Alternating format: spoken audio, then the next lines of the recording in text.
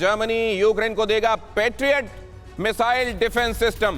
Poland border पर तैनात होगा यह मिसाइल डिफेंस सिस्टम।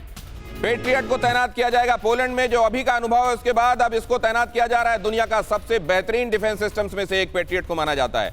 70 किलोमीटर तक इसकी मारक क्षमता है। पेट्रियट को तैनात किया जाएगा अब पोलैंड के बॉर्डर पर। ये पेट्रियट डिफेंस सिस्टम, ये डिफेंस सिस्टम पेट्रियट जिसका इस्तेमाल 1991 से होता रहा है, हालांकि इसको अपग्रेड किया जाता रहा है और रेथियन इसको बनाता है। ये उसके बाद 1991 के बाद 2003 में भी परखा गया इराक युद्ध में। ये जो पेट्रियट है पोलैंड में इसकी तैनाती, बाकी आप देख रहे हैं नैसैम्स तैनात है कीव के आसपास। पेट्रियट की तैनाती पोलैंड बॉर्डर पर हो जाने के बाद क्या यह कहा जाएगा कि अब यह फुल प्रूफ है? यहां पर देखिए सबसे बेहतरीन डिफेंस सिस्टम हर मौसम में काम करता है, यह कहा जाता है।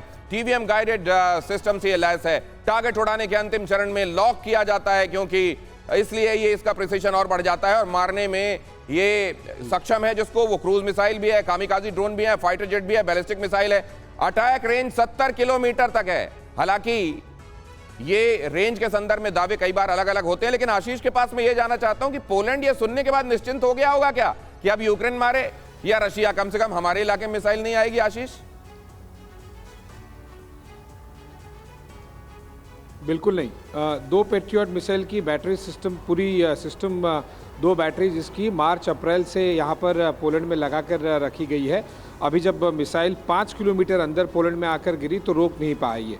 जाहिर सी बात है कि इसी इफेक्टिवनेस की मैं बात कर रहा था, इसी अलर्टनेस की मैं बात कर रहा था कि हाइटेंड स्टेट पर डिप्लॉयमेंट हो रहा है, खरीदारी हो रही है, भेजा जा रहा है सामान, लेकिन उसका इफेक्टिव यूटिलाइजेशन नहीं देखने मिल रहा है। अगर यही पेट्रियट मिसाइल जिसकी 2 बैटरी ऑलरेडी यहाँ पर, और इसके पेट्रियट के अलावा भी एक और एयर डिफेंस सिस्टम, क्योंकि पोलैंड वो एक नेटो का एयर डिफेंस सिस्टम वाला बॉर्डर क्रिएट करता है। यहीं से बहुत सारे फाइटर जेट्स टेक ऑफ कर रहे हैं, जो एयर पुलिसिंग कर रहे हैं नेटो के एयर स्पेस की, वो कोई रोक नहीं पाया। उन्होंने डिटेक्ट किया लेकिन रोक नहीं पाया। तो पोलैंड को चैन से अभी सोने वाली सिचुएशन नहीं आई है जब तक यूक्रेन पूरी तरह से नेगोशिएटिंग टेबल पर नहीं चले जाता, जब तक व्लादिमीर पुतिन और जेलेंस्की नेगोशिएटिंग टेबल पर नहीं होते हैं, तब तक ना केवल पोलैंड बल्कि पूरे के पूरे बाल्टिक देशों के लिए चैन की नींद वाला समय नहीं आएगा।